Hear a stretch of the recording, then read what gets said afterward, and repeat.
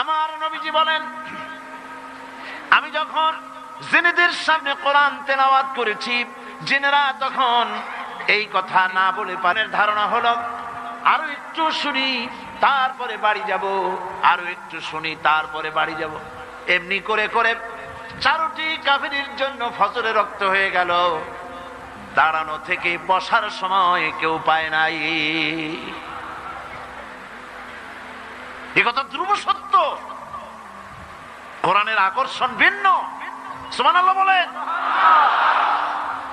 আমি বারবার বলেছি, আজ বলি, এই লাখো জনতার এই উপচে পড়া উত্তাল ঢেউ পয়সা খরচ করে আনা হয়েছে? বলেন, আপনাদের বাস ভাড়া, রিক্সা ভাড়া দেওয়া হয়েছে? বরং জীবনের ঝুঁকি নিয়ে আসছেন, ঠিক কিনা? জীবনের ঝুঁকি নিয়ে এসছেন, পয়সা খরচ করে জীবনের ঝুঁকি নিয়ে কোরআন শুনতে এসেছেন। আমি বারবার বলেছি, এই উপচে পড়া জনতার আকর্ষণ আল্লাহর কসম, এই আকর্ষণ সাইদি নয়, এই আকর্ষণ আল্লাহ রাব্বুল আলামিনের কোরআনে আযীম। লা শাক্কা ফীহি ওয়ালা রাইবা, এতে সন্দেহের কোনো অবকাশ না। আমি একথাও বিশ্বাস করি, আমাদের ছেলেরা যারা মিছিল করেছে, আমাকে আসতে দেবে না বলে সুইসাইড বাহিনী গঠন করেছে। আহারে, সুইসাইড অর্থ কি? আত্মহত্যা। আর আত্মহত্যা করা কবিরা গুনাহ। যারা আত্মহত্যা করে তাদের জায়গা জাহান্নাম। আত্মহত্যা যারা করে তাদের জায়গা কোথায়? তোমরা তো জাহান্নামে যাচ্ছিলে। কোরআনের জন্য, কোরআনের তাফসীর মাহফিলের জন্য শাহাদাত স্কোয়াড গঠন হয়েছে শুনে ওরা সুইসাইড বাহিনী গঠন করেছে। শয়তানে শিখাই দিছে যে ওরা তো বেহেশতে গেল, তোরা তোদের সিট বুক কর জাহান্নামে। নাউযুবিল্লাহ। আমি বিশ্বাস করি যারা সুইসাইডাল বাহিনী গঠন করেছিল, যারা বিরোধিতা করেছিল, আর আজকের মাহফিলের কোনো না কোনো জায়গায় দাঁড়িয়ে বা বসে আছে। আকর্ষণ কোরআনের। আকর্ষণ কিসের? আল্লাহর কসম কোরআনের। ওদের শরীরেও মুসলমানের রক্ত আছে, মুসলমানের রক্ত আছে, অবশ্য মিসগাইডেড। আল্লাহ ওদের হেদায়েত করুন, বলেন আমিন। ওই সেই 1979 সনে যেখানে যাই খালি হরতাল। গিয়াস কামাল চৌধুরী সাহেব, গিয়াস কামাল চৌধুরী, ওই যে ভয়েস অফ আমেরিকার প্রতিনিধি, তিনি আমাকে এক জায়গায় দেখা হলো। ওই সময় বললেন, আপনি জানেন? আমি বললাম, কি জানি? কই যে আমরা হিসাব রাখছি আপনার বাংলাদেশে কোন এক ব্যক্তির বিরুদ্ধে এত হরতাল হয় নাই। 56টা হরতাল হয়েছে আপনার বিরুদ্ধে একান্ত। মানে আমি যাওয়ার আগে হরতাল শরীফ গিয়ে উপস্থিত, তাফসীর মাহফিল বাধা দেওয়া। তো ওই সময় একটা পত্রিকায় একজন একটা লেখা লিখছিলেন, তিনি এখন একজন মন্ত্রী, প্রতিমন্ত্রী, আমি নাম নেব না। তিনি তখন লিখেছিলেন, হরতালও সফল, তাফসীরও সফল। তো আমি হেডিং দেখে চিন্তা করলাম, লিখলু কি? এত বড় লেখা, তো দেখি কি। তো অনেক লম্বা লেখা লিখছেন। এক পর্যায়ে লিখছেন যে হরতাল হলে পরে সাইদি যেখানে যাচ্ছে হরতাল হয়ে যাচ্ছে, হরতাল ঘোষণা করতেছে। তো হরতাল হলে পরে দোকান বন্ধ, স্কুল বন্ধ, কলকারখানা বন্ধ, বাজার ঘাট বন্ধ। বিকেল বেলায় কারো কোনো কাজ নাই, সব গিয়া তাফসীর মাহফিলে হাজির। তো ঠেকাবা কেমন? এটা হচ্ছে কোরআনের আকর্ষণ। সুবহানাল্লাহ। 89 সাল, হ্যাঁ 89, জি সরি 89। আমাদের ছেলেরা যারা তোমরা বিরোধিতা করেছিলে, একটু তাকায় দেখো তো মাহফিলটার দিকে। কত লক্ষ টাকা দিয়ে এরকম একটা সমাবেশ তোমরা করতে পারবে? এই মানুষ তো জাদু করে আনা হয় নাই, পয়সা দিয়ে আনা হয় নাই। কোরআনের আকর্ষণে এসেছে। সুবহানাল্লাহ বলেন। কাজী বাধা দিও না, বাধা বসেন, বাধা দিও না, তোমাদেরই ক্ষতি হবে, তোমাদের ভাগ্যের ক্ষতি হবে। চট্টগ্রামের প্যারেন্টস, মা বাপ, তাদেরকে বলি, এসব ছেলেরা তো মঙ্গল গ্রহ থেকে আসে নাই, ঠিক কিনা বলেন? মঙ্গল গ্রহ থেকে আসছে? দিল্লি বা ব্যাঙ্গালোর থেকে এসেছে? আমাদেরই ছেলে, হয় আপনার না হয় আমার, হয় ছেলে না হয় ভ্রাতুষ্পুত্র, আমাদেরই কেউ। এ ছেলেগুলিকে বুঝান, আর যাই করো আল্লাহ নিয়ে, ইসলাম নিয়ে, কোরআন নিয়ে, হাদিস নিয়ে, রসুল নিয়ে তামসা করো না। বন্ধুরা, চ্যানেলটি সাবস্ক্রাইব করে পাশে থাকা বেল বাটনটি অন করে দিন। আজ রাসূলের ঘরের চারপাশে কাফেরেরা দাঁড়ানো, দাঁড়ায় আছে, বসার সময় পায় নাই। সকাল বেলায় মাথা নিচু করে যাচ্ছে, একজনের সঙ্গে আর একজনের দেখা, খুব আস্তে করে। আবু সুফিয়ান আবু জাহেলকে জিজ্ঞেস করছে, আবু জাহেল কখন এসছো? কয় রাত তখন দুপুর টুপুর হবে। তুমি? ওই এরকমই। পরস্পর কুশল বিনিময় এবং কথাবার্তা বলতে বলতে যাচ্ছে। আবু জাহেল বলছে, আবু সুফিয়ান বলছে, আবু জাহেল একটা কথা বলি শোনো, রাগ টাগ করবা না তো? তোমার যা মেজাজ। কই না রাগ করবো না। দেখো, আমি লাত মানাতের নামে শপথ করি। ওরা তো ওইরকমই শপথ করে। লাত মানাত উজ্জার নামে শপথ করছি, সারা রাত ভর মুহাম্মদ সাল্লাল্লাহু আলাইহি সাল্লামের মুখে যা শুনলাম, অবশ্যই এগুলি মানুষের বানানো হতে পারে না। প্রত্যেকটি শব্দ যেন কলিজে স্পর্শ করে, শরীর শিউরে ওঠে। জীবনেও তো এরকম কথা শুনিনি। আবু জাহেল বলছে, দেখো এটা বড়ই কুলক্ষণ। এই সব কথা যদি আমরা নেতারা বলি, অবশ্য তোমার অনুভূতি আমার মধ্যেও আছে, কিন্তু এই সব কথা যদি আমরাই বলি, না জানি কোন ফাঁকে আবু বকর ওমরের মতো আমরাও পাগল হয়ে বসবো। নাউজুবিল্লাহ। কাজী আমি বুঝতে পেরেছি যে তোমাদেরকে কোরআন একটা আসর করে ফেলেছে। আসো তওবা করো, হাত দাও, হাত দাও, তওবা করো। সবাই তওবা করলো যে না, এইখানে আর এটা শুনতে আসবো না। গেল সবাই। আজ আবার রাত, দুপুর গড়িয়ে এলো। নিষিদ্ধ জিনিসের প্রতি আকর্ষণ হওয়া মানুষের প্রথম দিন থেকেই এসেছে। মানব স্রষ্টা সৃষ্টির সেই প্রথম দিন থেকেই নিষিদ্ধ জিনিসের প্রতি আকর্ষণ। গভীর রাত্রে আবু জাহাল ভাবছে, আমার হাতে যখন তওবা পড়েছে, ওরা কেউ ভয়তে আসবে না, আমি একা আজকে মজা করে শুনবো মুহাম্মদ সাল্লাল্লাহু আলাইহি সাল্লামের মুখে আল্লাহর কালাম। আবু সুফিয়ান, উতবা, সাইবা তারাও ভাবছে, উনি নিজে যখন তওবা পড়াইছে, উনি কে তওবা ভাঙবে? উনি আসবেন না। কাজী আমি তো একা একা গিয়ে আজকে শুনবো মুহাম্মদ সাল্লাল্লাহু আলাইহি সাল্লামের মুখে আল্লাহর কালাম। সবাই এরকম করে করে একে অপরের অজান্তে আবার খাড়া হয়ে গেছে। প্রত্যেক রজনী অভ্যাস মোতাবেক আল্লাহ নবী গভীর রাত্রে আবার তেলাওয়াত শুরু করেছেন। এই সব লোকগুলি ঘরের চতুর্দিকে দাঁড়িয়ে শুনতে শুনতে শরীর যেন অবশ হয়ে যায়। আজ রাত শেষ হওয়ার আগে এরা মনে করল আজ আর ভোর করা ঠিক না, কারণ আমরা সবাই তওবা পড়েছি। যদি কারো সামনে পড়ি, তওবা ভঙ্গের কারণে আসামি হয়ে যাব। কাজী দৌড় মারো। দৌড় মারছে। অন্ধকারের ভিতরে একজন গিয়ে আর একজনের ঠ্যাঙ্গে বাড়ি লাগছে। আবু জাহেল ভয় পাইছে। কে? কয় যে আমি আবু সুফিয়ান। তুমি কে ডাকো? আমি আবু জাহেল। আরে পাগল, কালকে তওবা করলে আজকে আসলি কেন? বেটা বেশি মাতবারি করিস না, তুই আসলি কেন সেটা কো আগে।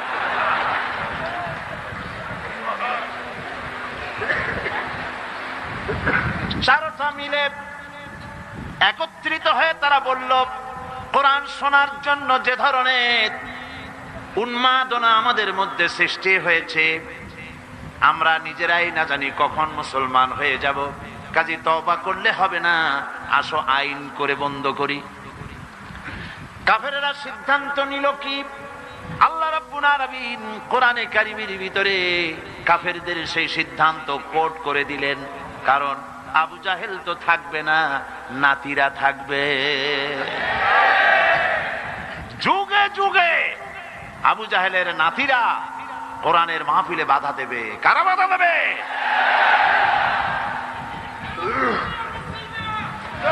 আবু জাহেল দুনিয়া থেকে বিদায় হয়েছে, তার প্রেতাত্মা দুনিয়া থেকে বিদায় হবে না। এই জন্য সিদ্ধান্তটা আল্লাহ পাক কোরআন শরীফের ভিতরে কোট করে দিলেন। কাফেরেরা কি বলল কোরআন শরীফ সম্পর্কে? ওয়াকালান্নাযীনা কাফারু লা তাসমাউ লিহাযাল কুরআনি ওয়ালগাউ ফীহি লাআল্লাকুম তাগলিবুন। খবরদার, কাফেরেরা সিদ্ধান্ত নিল কোরআন শোনো না, লা তাসমাউ লিহাযাল কুরআন, কোরআন শোনো না, কোরআন শুনতে যেও না। ওয়ালগাউ ফি, কোরআন শুধু নিজে শুনে ঘরে বসে থাকো তা শুধু নয়, ওয়ালগাউ ফি, কোরআন যাতে মানুষেরা শুনতে না পারে সেজন্য ডিস্টার্ব করো, সন্ত্রাস সৃষ্টি করো, বাধা দাও যাতে কোরআন শুনতে না যেতে পারে মানুষ। এই সিদ্ধান্ত কাদের? এই সিদ্ধান্ত কাদের? আমার ছেলেরা খবরদার, কাফেরদের সহযোগী হয়েও না, কাফেরদের সহযোগী হয়েও না, কোরআনের পথে বাধা দিও না। মাঝখানে পুলিশ প্রশাসনকে আরেকটা কথা বলি, কথায় কথায় এসে গেল। আপনারা একটা বড় রকমের গুনাহ করেছেন, ঠিক না? ঠিক না? এদেশে কালী পূজা, দুর্গা পূজায় 8 দিন 10 দিন ধরে মাইকিং এর পারমিশন আপনারাই দেন। দেশটা তো হিন্দুস্তান হয় নাই, দেশটা তো হিন্দুস্তান হয় নাই। দুর্ভাগ্যবশত দেশটা এখনো বাকশালও হয় নাই। তাহলে মাইকিং এ বাধা দিলেন কেন? বাধা দিয়ে কি সব হইছে? কি হয়েছে বলেন? কি হয়েছে? কবিরা গুনাহ করেছেন পুলিশ কর্তৃপক্ষ, সাধারণ পুলিশের মোটেও দোষ না। পুলিশ প্রশাসন কবিরা গুনাহ করেছেন, তওবা করতে হবে, তওবা করতে হবে, আর একটি কাফারা দিতে হবে। সেই কাফারাটা কি? আমি জানতে পেরেছি এই তাফসীর মাহফিল আসার পথে বিভিন্ন জায়গায় ওই সব তথাকথিত সোনার ছেলেরা তাফসীর মাহফিলের বহনকারী শ্রোতাদের বাসে ঢিল পাটকেল মারে, তারা বাধা দেয়, মহিলাদের বাসে ঢিল মেরেছে। আমি পুলিশ প্রশাসন, গোয়েন্দা বিভাগ, SB, IB, DFI, NSI, army intelligence এবং পুলিশ বিভাগকে বলছি, এই যে গুনাহ করেছেন মাইকের পারমিশন না দিয়ে 144 ধারা জারি করে যে গুনাহ করেছেন, সেই গুনার কাফারা হিসাবে রাস্তার মোড়ে মোড়ে দাঁড়িয়ে এই ইয়াজুজ মাজুজদেরকে ঠেকান।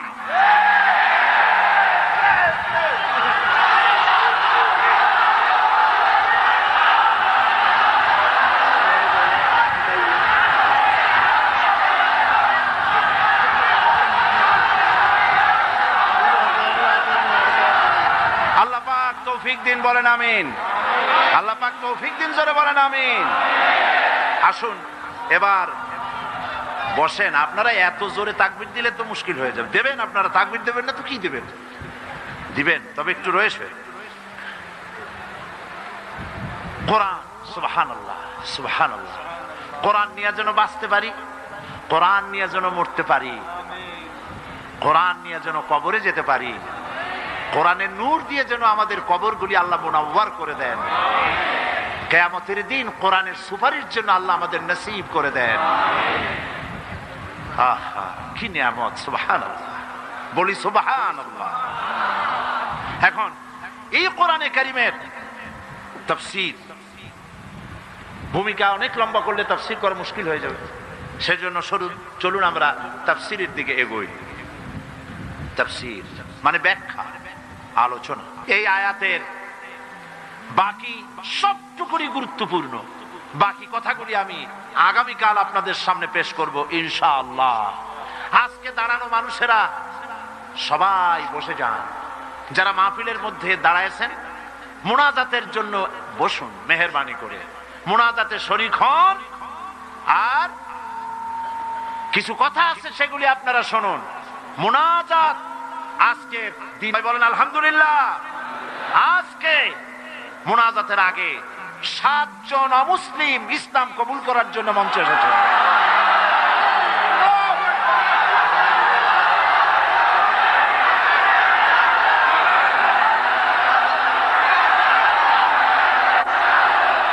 দাঁড়াবেন না, দাঁড়াবেন না, দাঁড়াবেন না। আরে ভাই দাঁড়াবেন না, বসেন না, বসেন বসেন। 7 জন ইসলাম কবুল করবেন। এর মধ্যে 5 জন হচ্ছেন মহিলা, যারা মহিলা প্যান্ডেলে অবস্থান করছেন, আলহামদুলিল্লাহ বলেন। আর 2 জন পুরুষ যারা আমার পাশে আছেন, আমি তাদের পরিচয় করাচ্ছি। শ্রী দুলাল চন্দ্রনাথ, পিতা মনীন্দ্র চন্দ্রনাথ। এর বাড়ি হচ্ছে দক্ষিণ বগা চতর, সীতাকুণ্ড, চট্টগ্রাম। নতুন নাম, মুসলমান নাম পছন্দ করেছে মোহাম্মদ আব্দুল নূর। কৃষ্ণ দাস, পিতা স্বপন দাস, বাড়ি গোয়ালপাড়া, নারায়ণগঞ্জ। বর্তমান নাম পছন্দ করেছে মোহাম্মদ নুরুল ইসলাম।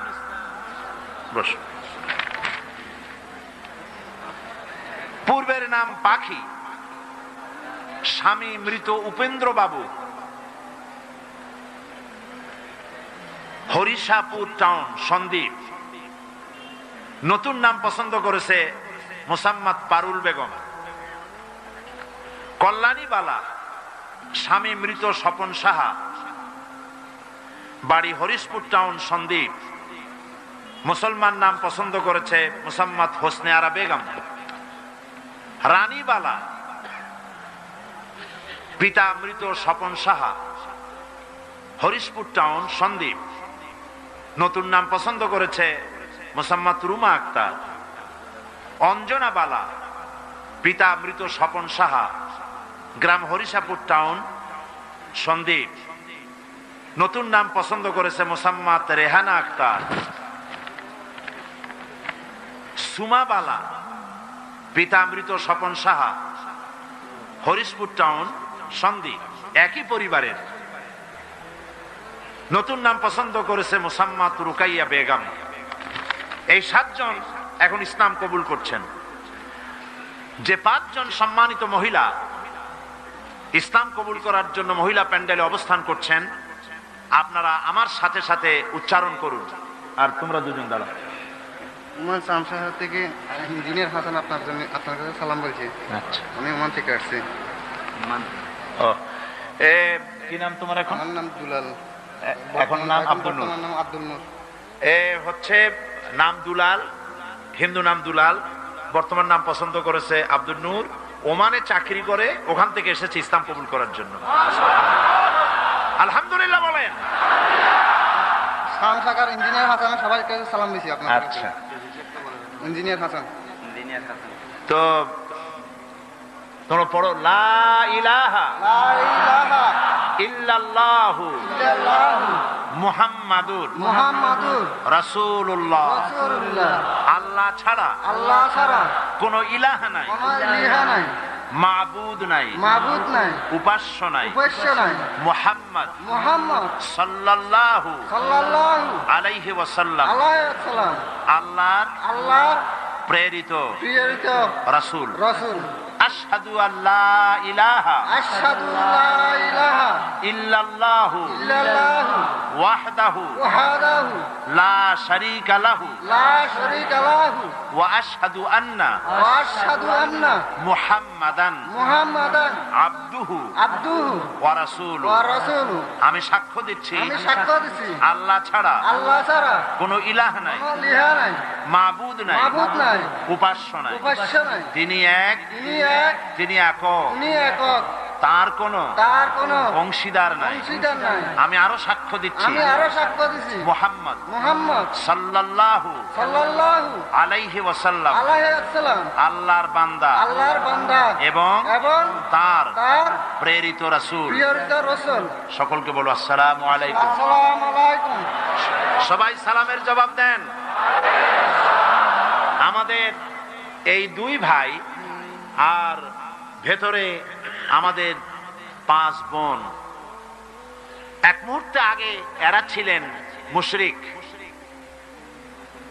অংশীবাদীতে বিশ্বাসী, আর পর মুহূর্তে এখন তারা আমাদের তাওহীদবাদী ভাই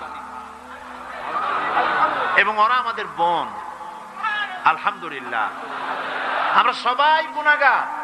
এখানে যারা বসে আছি সবাই গুনাহগার, ছোট ছোট মাসুম বেগুনা বাচ্চারা ছাড়া। বাকি এই যে দুজন, আর স্টেডিয়ামের ভেতরে 5 জন বোন। রাসূলুল্লাহর হাদিস অনুযায়ী এই মুহূর্তে এদের পেছনের সমস্ত গুনাহকে আল্লাহ পাক মাফ করে দিয়েছেন। আমাদের মধ্যে এখন অবস্থানরত ওই 5 বোন আর এই 2 ভাই মাসুম, বেগুনা, কোনো গুনাহ নাই। এই বিশাল জনসমুদ্রের পক্ষ থেকে শাশ্বত ইসলামের সুশীতল ছায়ায় আশ্রয় গ্রহণ করার উপলক্ষে আপনাদের সকলের পক্ষ থেকে আমি আপনাদের ছোট্ট ভাই হিসেবে এই 2 ভাইকে বুকের সাথে আলিঙ্গন করে সম্মানিত করছি।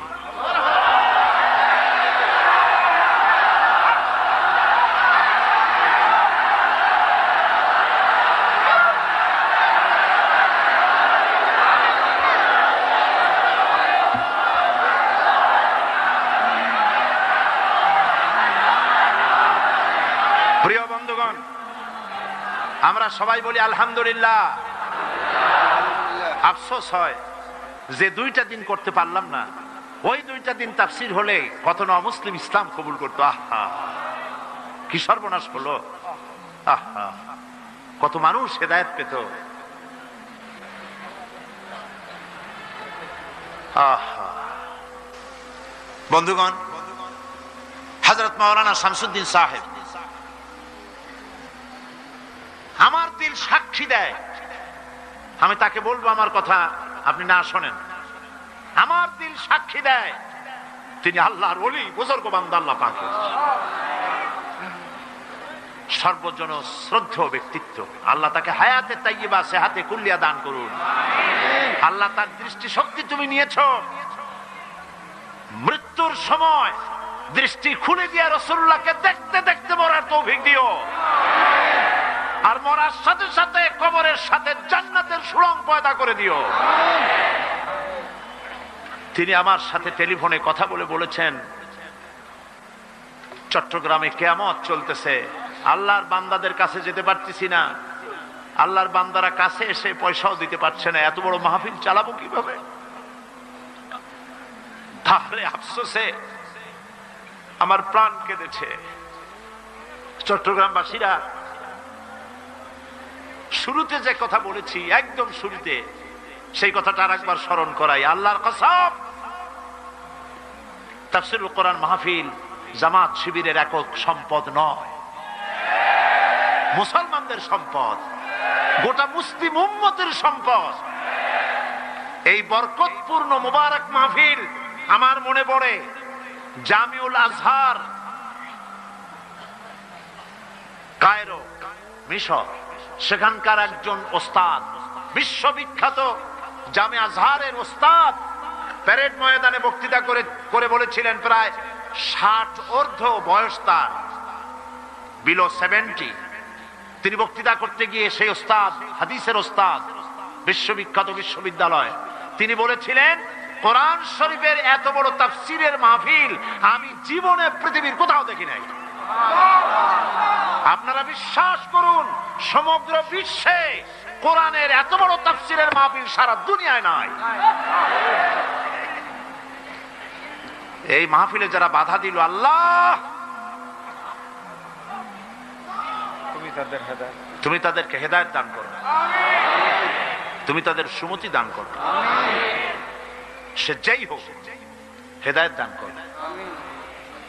এই মাহফিল আয়োজনে অনেক খরচ আপনারা জানেন, এবং আমি জানি আল্লাহ পাক আমাদের ভাই মাওলানা কোনোদিন আমাকে বলেন নাই মাহফিলের শেষে যে আমি ঋণগ্রস্ত থেকে গেছি, কিন্তু উৎকণ্ঠা মানুষ হিসাবে উৎকণ্ঠা থাকি, কেমনে চালাবো, এগুলি সব বাকিতে করা হয়েছে।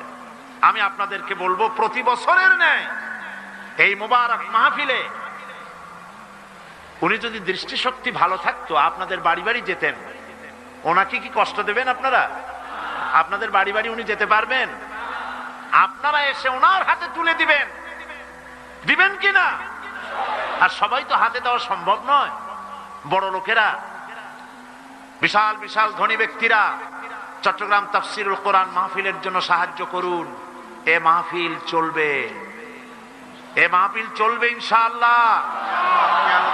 প্যারেড ময়দানে 144 ধারা দেওয়া হয়েছে 17 দিনের। পৃথিবীর ইতিহাসে এত বড় 144 ধারা কোন দেশে কখনো হয়েছে বলে অন্তত আমার জানা নাই।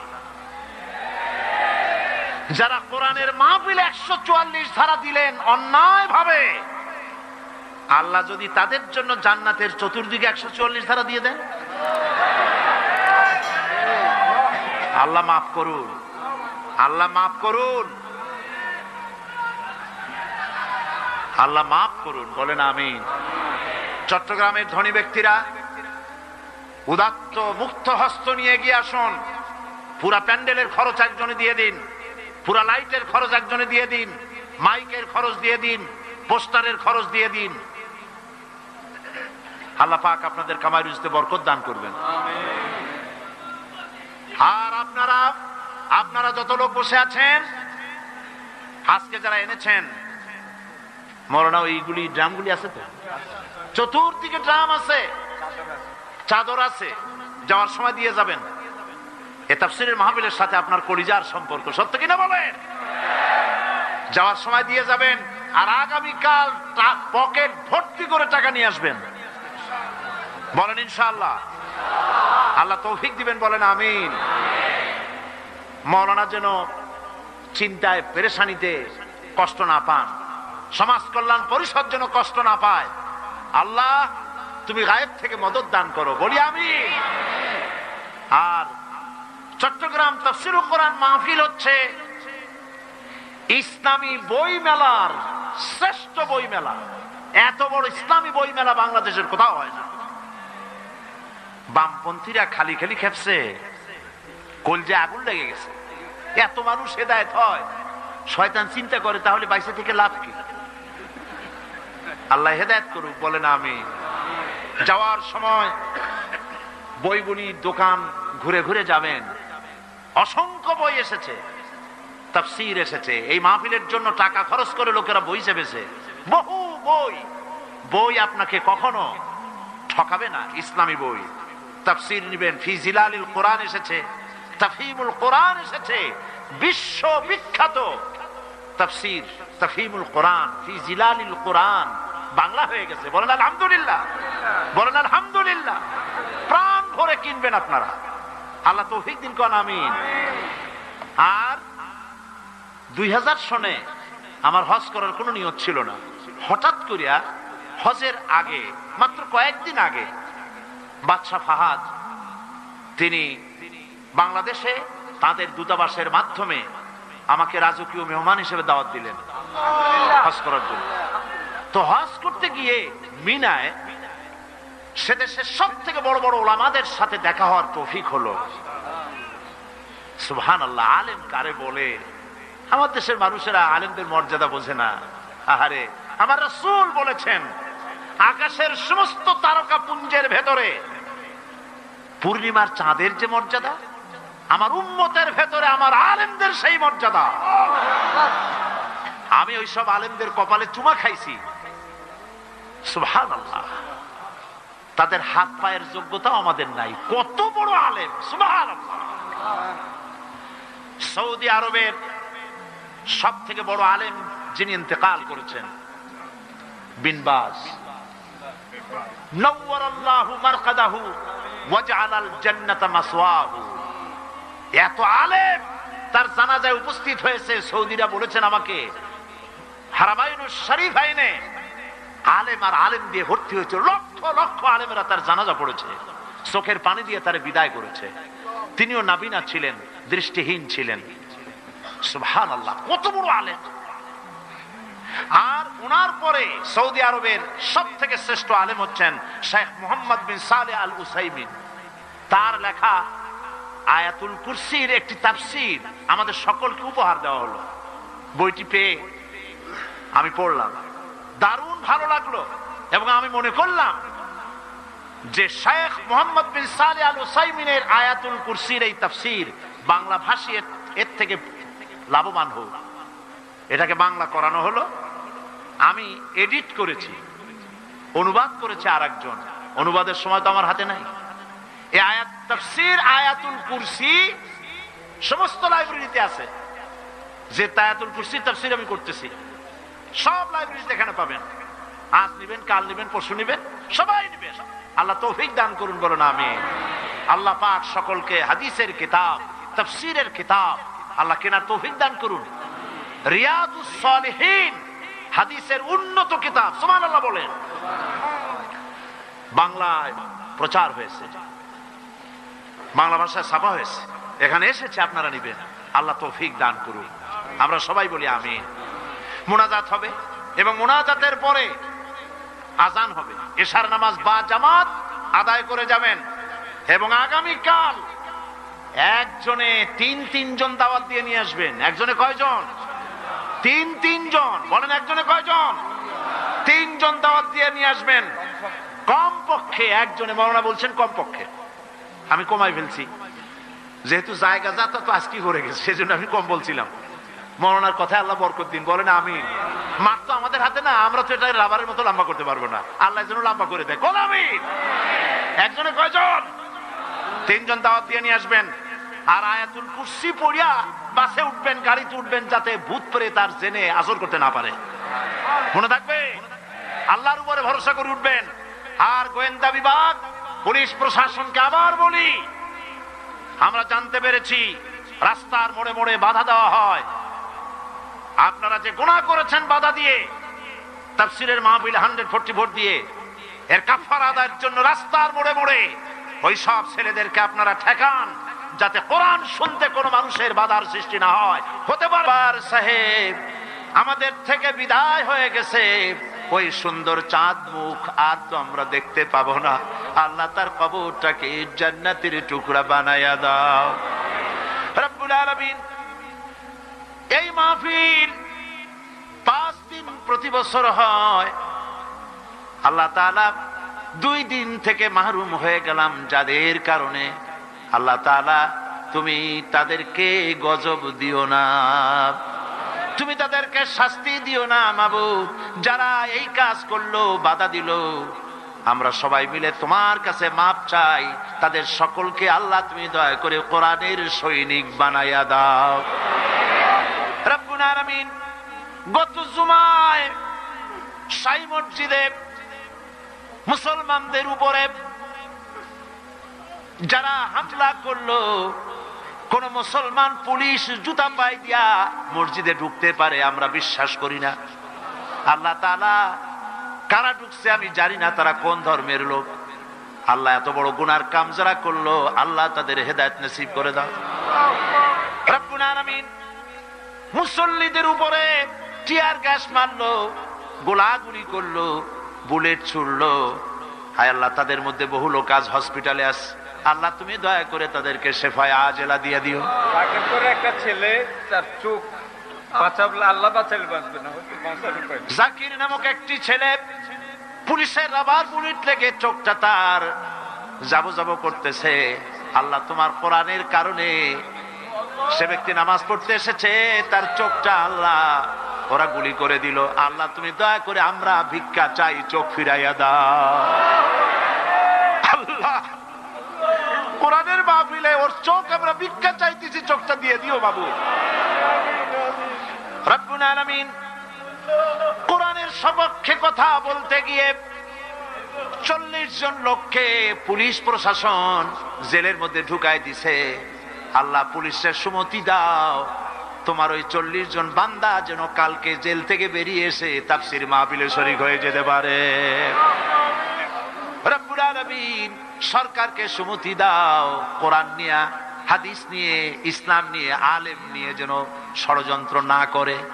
হায় আল্লাহ তাআলা, তুমি দয়া করে সকলকে হেদায়েত নসিব করে দাও।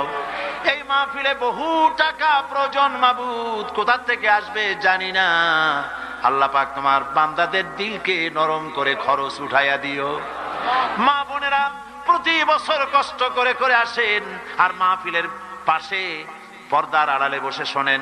আজকে তারা দেওয়ালের মধ্যে একটা ভিন্ন জায়গায় বসেছেন, তাদের ভালো করে বসতে দেওয়া গেছে কিনা আমি জানি না।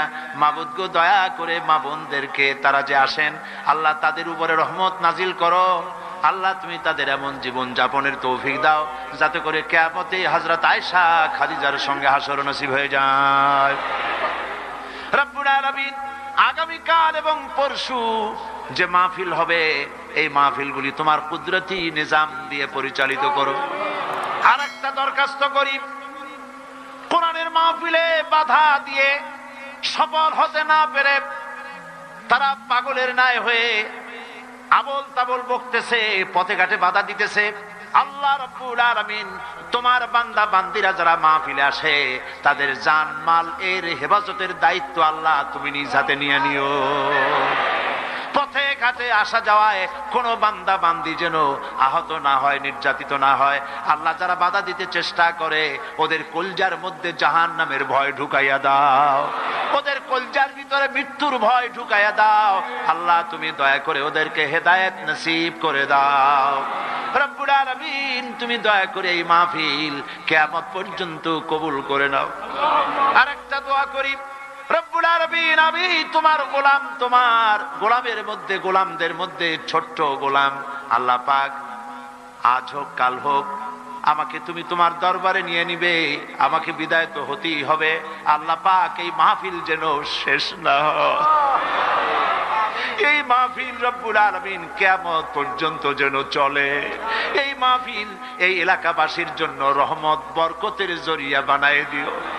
চট্টগ্রামের সমস্ত ব্যবসায়ীদের হালাল ব্যবসায় এই মাহফিল দিয়া বরকতের জরিয়া বানাইয়া দিও।